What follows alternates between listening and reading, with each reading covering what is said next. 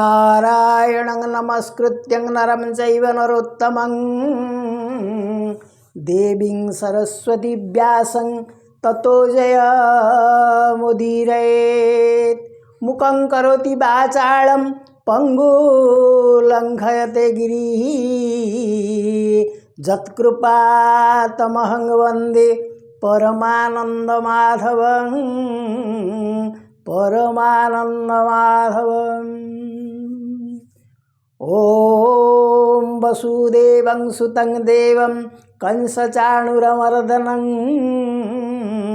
देवकी परमानन्दं कृष्ण वन्दे जगद्गुरुं कृष्ण वन्दे जगद्गुरुं। गुरुगोविन्दाय नमः। ॐ नमो भगवते वासुदेवाय। ॐ नमो भगवते पुरुषोत्तमाय। हरि ओम। प्रिय सज्जन वृंद, आजिर एई भागवत पठन और प्रवचनर पावन परिसर को आपण मानकु स्वागत जनाऊँ। आज आम चतुर्थ स्कंधर प्रथम अध्यायर किछि अंश पाठ करिबा। पूर्व दिन आम चतुर्थ स्कंधर प्रथम अध्यायर किछि अंश पढ़िथिले एवं आउ किछि अवशिष्टांश थिला, ताकू आज आम पाठ करिबा। ताहेले आम पूर्वरु जहाँ पढ़िथिले ताहा होउची जे ब्रह्मांक ठारू स्वयंभुव मनु जन्म होइथिले एवं से सतरूपांकु विवाह करथिले। तांकर तीनिटी झियो होइथिले। से तीन झीओं ना होउची आकुति, देवहूति आ प्रसूति। तेबे आकुति रुचि नामक विप्रंगु विवाह करथिले। देवहूति तो कर्दम ऋषि विवाह करथिले, जहाँ आम बहुत लंबा समय धरी पाठ कले। एवं प्रसूति दक्षं को विवाह कले। एहीपरि भाव में तीन कन्या विवाह कले। तेबे कर्दम आउ देवहूतिंकर जो 9टी झील हेले सेथिरु कला झील गोटे थिले। ताहेले तांकर किभଳି भाव में विवाह हैला से संपर्क में आम परवर्ती पर्यायर पाठ करिबा। तबे एहीपरि भाव में सृष्टि धीरे धीरे अग्रगति हैला एवं सेमानंकर वंश वृद्धि घटिला। ता परवर्ती पर्यायर आम बुझिबा सेमानंक जीवनर विभिन्न कहानी। तेणु मनुष्य जीवन खूब कम समय, किंतु ता भितर बहु झड़ झंझा अतिक्रम करने को पड़े। सेथिपाई प्रति मुहूर्त मनुष्य व्यस्त हो जाए, विव्रत हो जाए जे किमिति चलिबी। किंतु भागवत तांको साहस दियंती जे तुमे चली पारिबो। काहेकि ना भागवत रे जो चरित्र गुड़िक विषय रे वर्णना करा जायछि समस्तंकर जीवन संघर्षमय। श्रीकृष्ण जीवन को देखंतु। से जन्म हेले कोठी, बढ़िले कोठी, पुणी प्रतिदिन गोटे गोटे विपद तांको जीवन को आसिला। प्रतिदिन गोटे गोटे नुआ असुर आसी तांको पाखरे पहुँचिले एवं श्रीकृष्ण सेमानंकु गोटे गोटे निपात करि चलिले। ताहेले तांको जीवन शेष पर्यंत मध्य लक्ष्य करंतु प्रति मुहूर्त रे संघर्ष। तेणु स्वयं भगवान को जीवन जोठे सरल सुगम नुहे, ताहेले गोटे मनीष जीवन किमती अति गोटे गोलापर सज्जा भलिया हेजिबो जे से अति आनंदर जीवन यापन करिवो। तेणु भागवत यही शिक्षा आमको दियंती जे तुमर जीवनर चलापथ सदा सर्वदा कंटकित, किंतु जदि तुम भगवान को नाम धरिबो ताहेले से कंटक पथ गोलाप सज्जार परिणत हो। एमती गोटे कहानी मन पड़ जाउची जे गोटे जगार एक विराट यज्ञ होता। से यज्ञ रे बहु सन्थ एवं पुरोहित ब्राह्मण जो माने होचंती ऋत्विक बा वेद मंत्र उपर जो मानकर अत्यधिक गभीर ज्ञान रही से माने सब उपस्थित थिले। तेणु से जगार से जो उद्योक्ता से गोटे सुंदर माठिया रे किछि गंगा जल रखिले जे एई सन्थ माने एई विप्र माने एई वेदज्ञ ब्राह्मण माने जेतेबेले शोष हब एई गंगा जल को पान करिवे। तेणु यज्ञस्थल रे से माठियाटी रहिले। एई समय जने सन्थ माठिया आड़े चाहिए कहले आहा ए माठिया केड़े भाग्यवंत से एठी आसी पहुँची गले यज्ञस्थल रे। महा महा लोक यज्ञ स्थान रे पहुँची पारुना। प्रिय सज्जन वृंद आपण मैंने कौटी यज्ञ हो से स्थान रे टे पहुँचे कहीं ना यज्ञर जो धुआं जो घृताहुतिर धुआं आपण देहरे जदि बाजिव ताहले आपण बहुत शुद्धपूत अनुभव करेंगे एवं तार मध्य आरोग्यप्रद शक्ति अच्छी। तबे से जा हो से यज्ञस्थल रे एई माठियाटी देखी सन्थ कहिले जे ए माठिया केड़े भाग्यवान से ता भितरे गंगांकर पवित्र जल को धारण कले। एठी यज्ञस्थल रे संपूर्ण उपस्थित रहिबे जेते दिन यज्ञ होउथुबो एवं से मध्य एठिकार श्रोत्रिय ब्राह्मण वेदज्ञ ब्राह्मण बा पंडित मानकर सेबारे लागिबे। केते भाग्य तांकर एमती से माठिया उपरे बसी भाबुथिले। राति जेतेबेले से सोई पड़ले सेतेबेले से स्वप्न देखिले।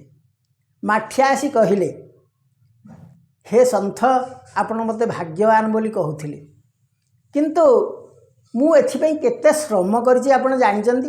एई जगार पहुँचवा मु बहुत श्रम करिछि।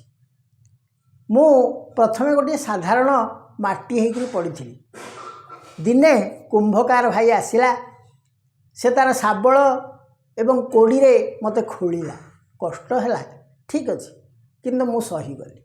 तापर से मते नहीं गला सेठी कादुआ करी पानी ढाली मते ता गोड़े चकटिबार लगिला। तापरे से मते गोटे आकृति देला। आकृति देला परे ताकू बाडे पिटी ताकू साइज कला एवं मते गोटे कलश भली तैयारी करी केते कटा कटी कौन सब करा करी पर साइज करी कला एवं ताकू शेष नहीं से अग्नि रे दाह कला। उस जो कष्ट मते हेतेले हेउथाए नियार धासरे मु तातु थाए एवं तापरे मु मोर आकृति गोटे कलश बा गोटे माठियार आकृति पाइली।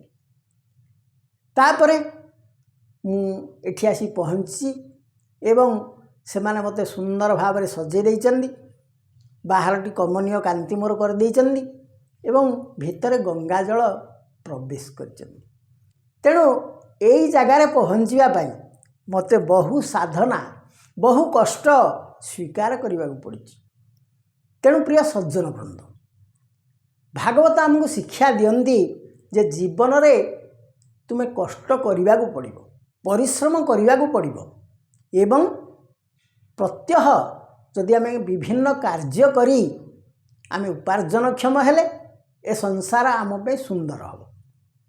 ता सहित जदि भगवत चिंतन कले ताहले भगवान आमको जेतिकी आय दिंतु ता भितर से बतई देवे सठिक मार्ग बतई देवे ता भितर किमिति आम आनंद शांति ए सब जिनस पाइक चली जावा।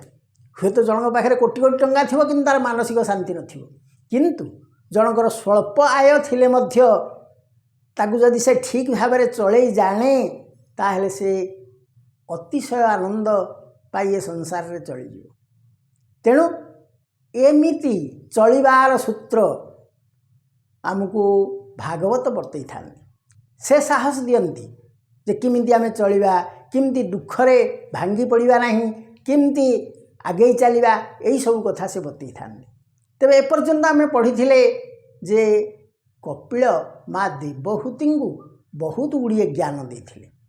या पर चतुर्थ स्कंदरे वर्तमान तांकर वंशानुचरित आरंभ करा जाउची एवं सेथिरे किमिति तांकर विभिन्न परिवार सब बढ़ुछंती से संपर्क में आलोचना करा जाउची।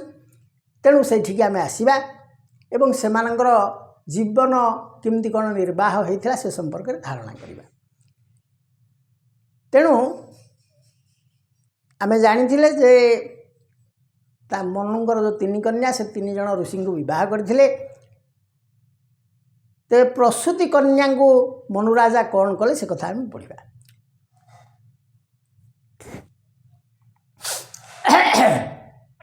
प्रसूति कन्या मनुराजा देई दक्ष को कला पूजा तार संतति 3 लोके विस्तार होइले अनेके कहिबी एथिर कारण तु ए सावधाने शुण शुणन्ते नव मुनि वंश हरइय से सकलमस।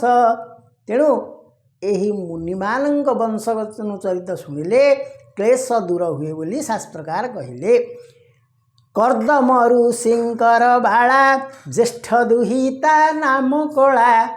कर्दम एवं देवहूतिंकर 9टी झील होते बोली आगुरी आमको कहुई। तांकर बड़ झील ना हूँ कला। ज्येष्ठ दुहिता नाम कला मरीचि कर्दम ऋषिंकर बला मरीचि जन्म मरीचि विद्ये ताउदरे जन्मिले निजे कुमरे कश्यप पूर्णिमान 2 सूचि सुंदर बेनी भाई ए बेनी भाईंकर वंश जगते अनेक प्रकाश बीरज पूर्णिमार सुत अपर विश्वर विदित ता देवकुल्या नामे कन्या परे जे गंगा नामे धन्या अत्रिर अनुसया नारी अति सुंदरी सुकुमारी ताहार गर्भे 3 सुत होइले जगते विख्यात दत्त दुर्वासा सोम 3 देवंक अंश घेनी। तेरे कला बोली जो कन्या तांकर विवाह मरीचि ऋषि सहित है। आम जो सप्तर्षि मंडल मरीचि जाने तांको सहित तांकर विवाह होला एवं तांकर आउ गोटे कन्या द्वितीय कन्या ना तांकर होची अनुसया। अनुसया से कौन कले अनुसयांकर विवाह अत्रि ऋषि सहित कले। से मध्य सप्तर्षि मंडल रे अत्रि रहिछंती। तेणु अति सुंदरी सुकुमारी अत्रिर अनुसया नारी। तेणु से अत्रि अनुसया को विवाह कले। तांकर 3टी पुओ हेले एवं से 3 पुओ जाक होचंती विश्वविख्यात। कौन कौन ना दत्त दुर्वासा सोम 3 पुओ तांकर हेले। जनक ना हला दत्त जनक ना हला दुर्वासा आउ जने हेले सोम। ता हेले दत्त किए दत्त होचन दत्तात्रेय एवं दुर्वासा किए दुर्वासा कथा तो आपण जानती। से अतिशय क्रोधी ऋषि थिले। तेणु से दुर्वासा होचन तांकर द्वितीय पुत्र एवं तृतीय पुत्र होचंती सोम। तेणु से 3 जन जाक देवतांग अंशरे जन्मग्रहण कले। 3 देवंक अंशरे। ताले एक कथा मैत्रेय कहउचंती विदुर। तेणु विदुर मन गोटे प्रश्न उठिला। विदुर पचारे विदुर वाच अत्रिर पत्नी गर्भगते त्रिदेव जन्मिले के मनते जे ब्रह्मा विष्णु त्रिपुरारी सृष्टि पालन अंतकारी की हेतु की कर्म विचारी किंपा जन्मिले देह धरी एक कथा संशय मोते भूमुनि कह शुद्ध चिते। तेणु विदुर पचारे जे कहीं ब्रह्मा विष्णु एवं महेश्वरंकर कलारू यही 3 पुत्र जन्मग्रहण कले। तेणु मैत्रेय कहले मैत्रेयवाच शुण विदुर तो समन अत्रि जे ब्रह्मार नंदन स्वभावे ब्रह्म ज्ञानी बर ब्रह्मा होइले तप कर जे तपे जे बा देव सेवी तार प्रसन्ने फल लभी एमंत पिता वाक्यवाणी धर्मपत्नी को संगे घेनी से पतिव्रता अनुसुया ताकू न लागे विष्णु माया से साधु पत्नी संग मेले ମିଳିଲେ ରୁକ୍ଷ କୂଳାଚଳେ ସେ ଗିରି ଶିଖେ ନାନା ଫୁଲ ସୁରଙ୍ଗ ସୁଗନ୍ଧ ତୁଲ୍ୟ ଦିବ୍ୟ ସୁଚଞ୍ଚ ପନ୍ତି ପନ୍ତି ମନମୋହନ ବୃକ୍ଷଛନ୍ତି ଚନ୍ଦକ ଚମ୍ପକ ଅଶୋକ ଚନ୍ଦନ ଚମ୍ପକ ଅଶୋକ ପାରିଜାତକ କୁରୁବକ ନିର୍ବିନ୍ଧ୍ୟା ନାମେ ନଦୀ ବହେ ସ୍ନାନେ ସକଳ ପାପ ଦହେ ସେବନେ ପଶିବେ ନିଜନେ ତପ ସମାଧି ଯୋଗ ଧ୍ୟାନେ ମନକୁ ଧରି ଆତ୍ମା ବଳେ ପବନ ଇନ୍ଦ୍ରିୟ ନିଶ୍ଚଳେ ଏକ ଚରଣେ ଉଭା ହୋଇ ଊର୍ଧ୍ୱବଦନେ ଶୂନ୍ୟ ଧ୍ୟାଇ ସତବର ସେ ଯୋଗ ଧ୍ୟାନେ ବଞ୍ଚିଲେ ପବନ ସନେ। ତେଣୁ ଅତ୍ରିକୁ ତାଙ୍କର ପିତା ବ୍ରହ୍ମା କହିଲେ ଯେ ତୁମେ ତପସ୍ୟା କର। ତୁମେ ଯେତେବେଳେ ସଂସାର କରିବାକୁ ବର୍ତ୍ତମାନ ଅତ୍ରି ଏବଂ ଅନୁସୟା ତୁମେ ବାହାରିଛ, ତୁମେ ବର୍ତ୍ତମାନ ତପସ୍ୟା କର। କାରଣ ତୁମର ଯେଉଁ ପରବର୍ତ୍ତୀ ବଂଶଧର ଆସିବେ ସେ ନିଶ୍ଚିତ ଭାବରେ ଗୋଟିଏ ସୁସନ୍ତାନ ଯଦି ହେଇପାରିଲେ ତାହେଲେ ତୁମର ଭବିଷ୍ୟତ ଭଲ, ସେ ପିଲାର ବି ଭବିଷ୍ୟତ ଭଲ। କାରଣ ଗୋଟିଏ ସୁସନ୍ତାନ ଏକଶ୍ଚନ୍ଦ୍ର ତମ ଭନ୍ତି ନଚ ତାରା ଗଣ ପିଚ। ଗୋଟିଏ ଚନ୍ଦ୍ର ଆକାଶରେ ଯଦି ଉଦୟ ହୋଇଯାଆନ୍ତି ଅନ୍ଧକାର ଦୂର ହୋଇଯାଏ, କିନ୍ତୁ ଲକ୍ଷେ ତାରା ଥିଲେ ସେ କିଛି କାମକୁ ନୁହେଁ, ତାଙ୍କ ଦ୍ୱାରା କିଛି ଆଲୋକ ଆସିପାରେ ନାହିଁ। ତେଣୁ ସେଇଥିପାଇଁ ସେ କହିଲେ ଯେ ଗୋଟିଏ ଉତ୍ତମ ସନ୍ତାନ ତୁମେ ପ୍ରାପ୍ତି କରିବା ପାଇଁ ବର୍ତ୍ତମାନ ତପସ୍ୟା କର। ତେଣୁ ସେ ତପସ୍ୟା କଲେ। ତେଣୁ କେତେ ଦିନ ସେ ତପସ୍ୟା କଲେ ନା 7 ବରଷ ଯୋଗ ଧ୍ୟାନେ ବଞ୍ଚିଲେ ପବନ ଅସନେ। ତେଣୁ ସେମାନେ କ'ଣ କଲେ ନା ପବନକୁ ଅସନ କରି, ଅସନ ଅର୍ଥ ହେଉଛି ଭକ୍ଷଣ, ମାନେ ସେ ଆଉ କିଛି ଖାଇଲେନି, ଖାଲି ପବନକୁ ଗ୍ରହଣ କଲେ, ନିଶ୍ୱାସରେ ପବନଟି ଖାଲି ଗ୍ରହଣ କଲେ, ଆଉ କିଛି ଖାଇଲେ ନାହିଁ ଏବଂ 100 ବର୍ଷ ତପସ୍ୟା କଲେ। ତେଣୁ ତାଙ୍କର ତପସ୍ୟା କେତେ କଠିନ ଥିଲା ଲକ୍ଷ୍ୟ କରନ୍ତୁ।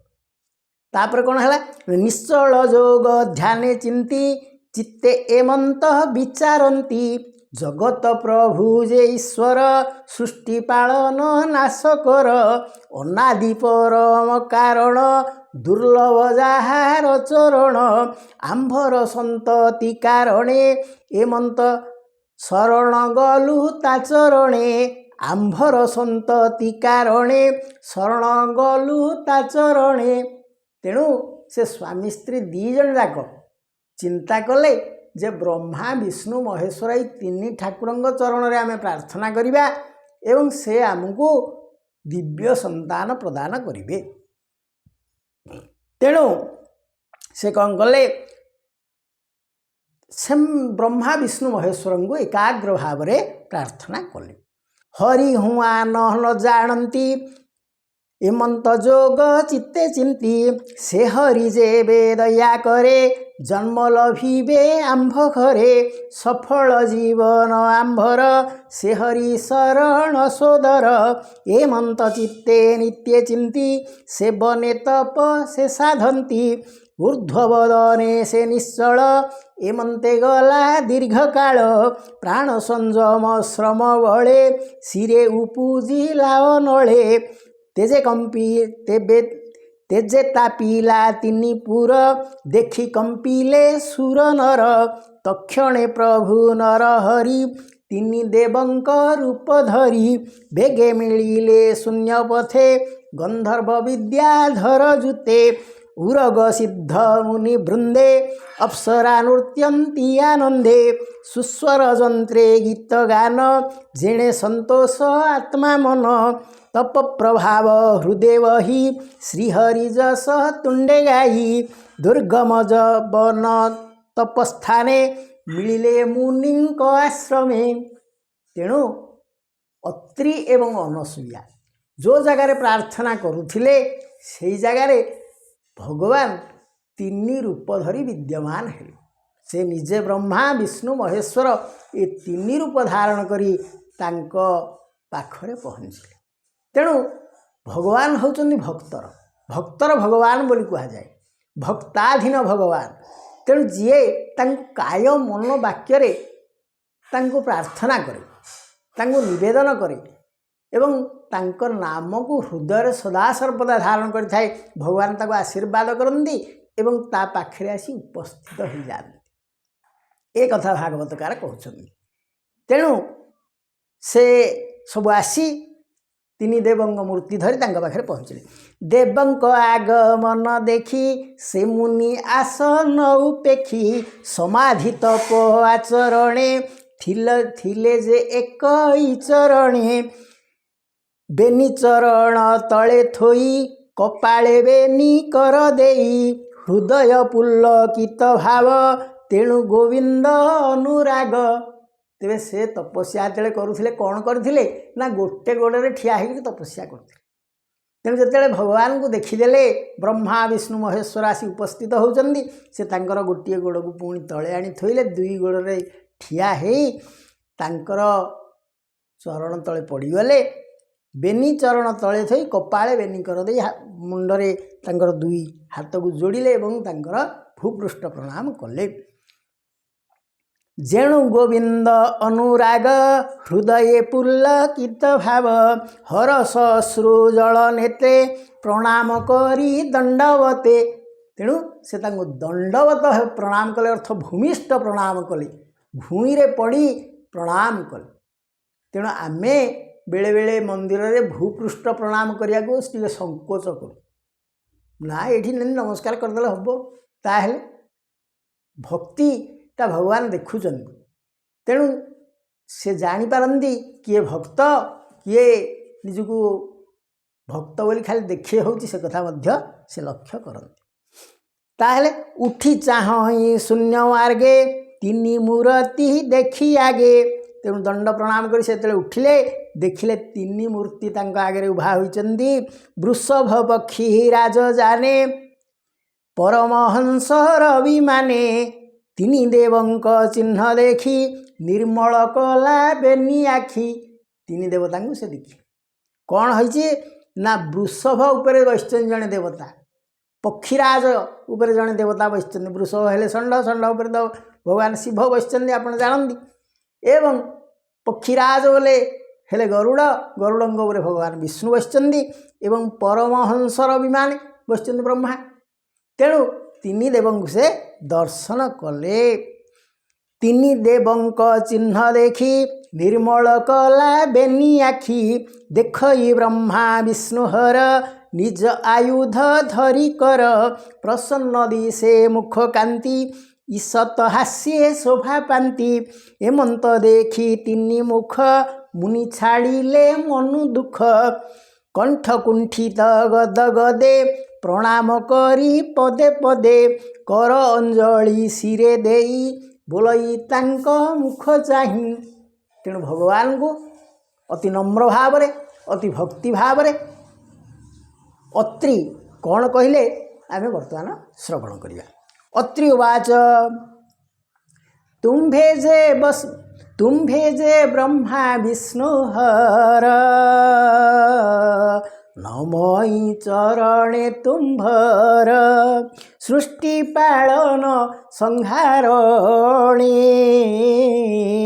ତୁମ୍ଭର ଶରୀର ପ୍ରମାଣେ ଭକ୍ତଜନଙ୍କ ପ୍ରୀତି ଯୋଗେ ଶରୀର ବହ ଯୁଗେ ଯୁଗେ ମୁଁ ଧ୍ୟାନ କଲି ଯାହା ରୂପ କହ ହେ ମୋତେ ତା ସ୍ୱରୂପ ସନ୍ତାନ ପାଇଁ ଭଗବାନ ତପେ ମୁଁ କଲି ଆରାଧନ ଏବେ ତ୍ରିତୟ ରୂପ ଧରି ତୁମ୍ଭେ ବିଜୟ ମୋର ପୁରୀ ଏ ବଡ଼ ବିଚିତ୍ରମଣଇ ସଂଶୟ ଫେଡ଼ ଦୟା ବହି।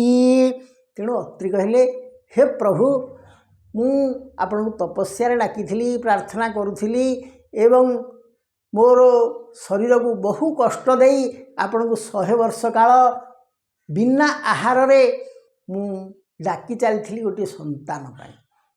ତାହେଲେ ଆପଣ ମୋତେ ଯେଉଁ ଦେଖାଦେଲେ ଏଇ 3 ରୂପରେ ଏହାର ଅର୍ଥ କ'ଣ ମୋତେ ଟିକେ କହିଦିଅନ୍ତୁ। ଏମନ୍ତ ତ୍ରିବାକ୍ୟ ଶୁଣି ବିଷ୍ଣୁ ଶଙ୍କର କୁଶପାଣି କହନ୍ତି ଅତ୍ରି ମୁଖ ଚାହିଁ ଭୂମୁନି ଭାଗ୍ୟବନ୍ତ ତୁହି ତୋହର ପ୍ରାୟ ତପ ଘୋରେ ତପସ୍ୱୀ ନାହିଁ ଏ ସଂସାରେ ପତ୍ନୀ ସହିତେ ଦୁଃଖ ସହି ତପ ଯେ କଲୁ ବନେ ରହି ଚିତ୍ତେ ତୁ ବକଳ୍ପୀ ଅଛୁ ଯାହା ତୋତେ ପ୍ରାପତ ହେଉ ତାହା ଚିତ୍ତେ ତୁ କଳ୍ପୀ ଅଛୁ ଯାହା ତୋତେ ପ୍ରାପତ ହେଉ ତାହା ତେଣୁ ଆମ୍ଭର ତୋତେ ଦୟା ତପେ ଦଗଧ କଲୁ କାୟା ଯାହାକୁ ଧ୍ୟାନ କରୁ ତୁହି ସେ ଆମ୍ଭେ 3 ଏକ ହୋଇ ମନେ ତୁ ସଂଶୟ ନ କର ହୋଇବୁ ତୋହର କୁମର ତୋହର ଯଶ ଏ ଜଗତେ ନିଶ୍ଚଳ ରହିବ ଯେ ମନ୍ତେ କରିବୁ ସତ୍ୟ ଏ ବଚନ କହି ହୋଇଲେ ଅନ୍ତର୍ଧ୍ୟାନ। ତେଣୁ ଭଗବାନ କହିଲେ, ହେ ଅତ୍ରି, ତୁମେ ଯେଉଁ କଠୋର ତପସ୍ୟା କଲ ଆମର ଆସନ ଥରି ଉଠିଲା। ଆମେ ନିଶ୍ଚିତ ଭାବରେ ଚିନ୍ତା କଲୁ ତୁମକୁ ଦର୍ଶନ ଦେବୁ। କାରଣ ଯିଏ ଯେଉଁ କଥାରେ ଅତିଶୟ ନିଷ୍ଠା କରିଥାଏ, ସାଧନା କରିଥାଏ, ତାର ସାଧନାର ସିଦ୍ଧି ଅବଶ୍ୟ ହୁଏ। ତେଣୁ ପ୍ରିୟ ସଜ୍ଜନ ବୃନ୍ଦ, ଆମର ବହୁ ଯୁବବନ୍ଧୁ ବର୍ତ୍ତମାନ ସେମାନେ ଚିନ୍ତାରେ ଅଛନ୍ତି, ସେମାନଙ୍କର ରୋଜଗାରକ୍ଷମ ହୋଇପାରୁନାହିଁ। ତେବେ ସେଥିପାଇଁ ସେମାନଙ୍କୁ କଠୋର ପରିଶ୍ରମ କରିବାକୁ ପଡ଼ିବ। ପୂର୍ବ କାଳରେ ଯେଭଳି ଭାବରେ ମୁନି ଋଷିମାନେ ତପସ୍ୟା କରୁଥିଲେ ତାଙ୍କର ଫଳପ୍ରାପ୍ତି ପାଇଁ ବା ସିଦ୍ଧି ପାଇଁ, ଠିକ୍ ସେହିପରି ଭାବରେ ଆମେ କଠୋର ପରିଶ୍ରମ କରିବା। ଗୋଟିଏ ଇଣ୍ଟରଭ୍ୟୁ ଦେବା ପାଇଁ ଯିବା, ତାହେଲେ ସେଥିପାଇଁ ପ୍ରଚୁର ପରିମାଣରେ ଆମକୁ ପାଠ ପଢ଼ିବାକୁ ପଡ଼ିବ। ଆଉ ଖାଲି ଯାଇ ସେଠି ବସିଗଲେ ହେବ ନାହିଁ। ଗୋଟିଏ ପରୀକ୍ଷା ଦେବା ପାଇଁ ଯିବା, ସେଥିପାଇଁ ଆମକୁ 100ରୁ 100 ଭାଗ ପରିଶ୍ରମ କରିବାକୁ ପଡ଼ିବ। ପରିଶ୍ରମ କରିବା ଏବଂ ତା ସହିତ ଆମେ ଭଗବାନଙ୍କୁ ଟିକେ ନମ୍ର ନିବେଦନ କରିବା, ପ୍ରଭୁ ଆମକୁ ସହାୟ ହୁଅନ୍ତୁ। କିନ୍ତୁ ଖାଲି ଭଗବାନଙ୍କୁ ସହାୟ ହୁଅନ୍ତୁ କହିଲେ କିଛି ହେଇପାରିବ ନାହିଁ। ତେଣୁ ଏଇ ଯେମିତି ଗୋଟେ କଥା ମନେ ପଡ଼ିଯାଉଛି ଯେ ଜଣେ ବ୍ୟକ୍ତି ସେ ଭଗବାନଙ୍କର ବଡ଼ ଭକ୍ତ ଥିଲେ। ସେ ସବୁବେଳେ ଭଗବାନଙ୍କୁ କହୁଥିଲେ, ପ୍ରଭୁ ମୁଁ ବଡ଼ ଦରିଦ୍ର ହେଇ ଚଳୁଛି, ମୋର ଗୋଟେ ଲଟେରୀ ଲାଗିଯାଉ। ଲଟେରୀ ଲାଗିଯାଉ ବୋଲି ସେ ସବୁଦିନ ଯାଇ ବିଭିନ୍ନ ମନ୍ଦିରରେ ଯେତେବେଳେ ଯାଆନ୍ତି ସେଇଠି ଗୋଟିଏ ପ୍ରାର୍ଥନା କରନ୍ତି। ଏହିପରି ହେଇ ହେଇ ତାଙ୍କର ବୃଦ୍ଧ ବୟସ ଆସି ହେଇଗଲେ, କିନ୍ତୁ ଲଟେରୀ ଲାଗିଲା ନାହିଁ। ସେ ଶଯ୍ୟାରେ ପଡ଼ି ରହିଲେ, କିନ୍ତୁ ତାଙ୍କର ସେଇ ଗୋଟିଏ ଚିନ୍ତା, ପ୍ରଭୁ ମୋର ଲଟେରୀଟେ ଲାଗିଯାଉ, ମୁଁ ଟିକେ ଧନୀ ହେଇଯାଆନ୍ତି, ବହୁତ ଗୁଡ଼ିଏ ପଇସା ମୋର ହେଇଯାଆନ୍ତା। ଶିବ ଭଗବାନଙ୍କୁ ସେ ଡାକୁଥାନ୍ତି। ପାର୍ବତୀ ଶିବଙ୍କୁ କହିଲେ, ଆଚ୍ଛା ତୁମ ନାଁ ଆଶୁତୋଷ, ତୁମେ ଅଳ୍ପରେ ସନ୍ତୁଷ୍ଟ ହୁଏ। ସେ ଲୋକଟା କ'ଣ ଜୀବନର ପ୍ରାୟ 50 ବର୍ଷ ଖଣ୍ଡେ ସବୁବେଳେ ମାଗିଲା ଲଟେରୀ ଲଟେରୀ, ତୁମେ କେତେବେଳେ ହେଲେ ତାକୁ ଲଟେରୀଟେ ଦେଲନି। ସେ କିଛି ଟଙ୍କା ବେଶୀ ନ ହେଉ, ତା ଭାଗ୍ୟରେ ଯଦି ବେଶୀ ପଇସା ନାହିଁ, ତାକୁ ଯେତିକି ପଇସା ହେଉ, 10,000 ଟଙ୍କାର ଗୋଟେ ଲଟେରୀ ହେଉ, 10 ଲକ୍ଷ ନ ଦିଅ, 10,000 ଟଙ୍କାର ଗୋଟେ ଲଟେରୀଟେ କରି ଦେଇଥିଲେ ହେଇନନ୍ତା। ସେ ଗୋଟେ କାଳକ ଯାକ ସେଇଆ କହି କହି ହେବା, ତୁମ ନାଁ ଆଉ ଆଶୁତୋଷ କିଏ ଶୁଣିବ? ଶିବ କହିଲେ, ଆରେ ମୁଁ କ'ଣ କରିବି, ମୁଁ ତ ସବୁବେଳେ ପ୍ରସ୍ତୁତି ତାକୁ ଦେବା ପାଇଁ, କାରଣ ତାର ଭକ୍ତିରେ ମୁଁ ଖୁସି। କିନ୍ତୁ ସେ କେଉଁଦିନ ତ ଲଟେରୀ ଟିକେଟଟେ କାଟିଲା ନାହିଁ ନା। ଲଟେରୀ ଟିକେଟଟା ସିନା କାଟିଲେ ମୁଁ ତାକୁ ଲଟେରୀଟେ ଦେବି, ଉଠେଇଦେବି ତାର। ସେ ତାକୁ ଲଟେରୀ ଟିକେଟ 2 ଟଙ୍କା କି 10 ଟଙ୍କା ଦେଇକି ଲଟେରୀ ଟିକେଟ କାଟିଲା ନାହିଁ, ତାକୁ କେମିତି ମୁଁ ଲଟେରୀ କୁଆଡ଼ୁ କ'ଣ ଉଠେଇକିରି ଦେବି? ତେଣୁ ଏଇଭଳି ହେଉଛି ଯଦି ଆମେ ଉଦ୍ୟମ ନ କରିବା। ଉଦ୍ୟମେନ ହି ସିଦ୍ଧ୍ୟନ୍ତି କାର୍ଯ୍ୟାଣୀ ନ ମନୋରଥ ନହି ସୁପ୍ତସ୍ୟ ସିଂହସ୍ୟ ପ୍ରବିଶ୍ୟନ୍ତି ମୁଖେ ମୃଗାଃ। ତେଣୁ ଗୋଟିଏ ସିଂହ ଯଦି ଶୋଇ ରହେ, ତା ପାଟିରେ କ'ଣ ଆସିକିରି ମୃଗଟିଏ ପ୍ରବେଶ କରିଯିବ କି? ନା, ସିଂହକୁ ଉଠିବାକୁ ପଡ଼ିବ, ହରିଣକୁ ଖୋଜିବାକୁ ପଡ଼ିବ, ହରିଣକୁ ତଡ଼ିକିରି ଅନୁଧାବନ କରିବାକୁ ପଡ଼ିବ ଏବଂ ତାକୁ ଆକ୍ରମଣ କରିବାକୁ ପଡ଼ିବ। ତାହେଲେ ଯାଇ ସେ ଖାଦ୍ୟ ତାର ପାଇବ। ସେ ପଶୁରାଜ ସିଂହ ବୋଲି କହିବ, ମୁଁ ଶୋଇଛି, ଗୋଟେ ହରିଣ ଆସୁ, ତାକୁ ମୁଁ ଖାଇଦେବି, ନା, ତା ହେବ ନାହିଁ। ତେଣୁ ସମସ୍ତେ ପରିଶ୍ରମ କରିବା ଉଚିତ ଏବଂ ପରିଶ୍ରମ କରିବା ସହିତ ଭଗବତ ଚିନ୍ତନ କରିବା ଉଚିତ। ତାଦ୍ୱାରା ଆପଣଙ୍କର ଯେଉଁ ଚେଷ୍ଟା କରୁଥିବେ, ଯେଉଁ ଉଦ୍ୟମ କରୁଥିବେ, ତାହା ସହଜ ହୋଇଯିବ ଏବଂ ଆପଣ ଆପଣଙ୍କ ଲକ୍ଷ୍ୟସ୍ଥଳରେ ପହଞ୍ଚି ପାରିବେ। ତେଣୁ ଏଇଠି ଯେଉଁ କର୍ଦ୍ଦମ ଋଷିଙ୍କ କଥା କୁହାଯାଉ ବା ଅତ୍ରିଙ୍କ କଥା କୁହାଯାଉ, ସେମାନେ ସମସ୍ତେ ତପସ୍ୟା କରୁଥିଲେ, କଠିନ ତପସ୍ୟା କରୁଥିଲେ, ଘୋର ସାଧନା ସେମାନେ କରୁଥିଲେ ଏବଂ ତାର ଫଳ ସେ ପାଇଥିଲେ। କର୍ଦ୍ଦମ ଋଷି ତପସ୍ୟା କରିଥିଲେ, କଠିନ ତପସ୍ୟା ସେ କରିଥିଲେ, ଭୟଙ୍କର ତପସ୍ୟା ସେ କରୁଥିଲେ, ତେଣୁ ସେ ଭଗବାନଙ୍କୁ ପୁତ୍ର ରୂପେ ପାଇଲେ।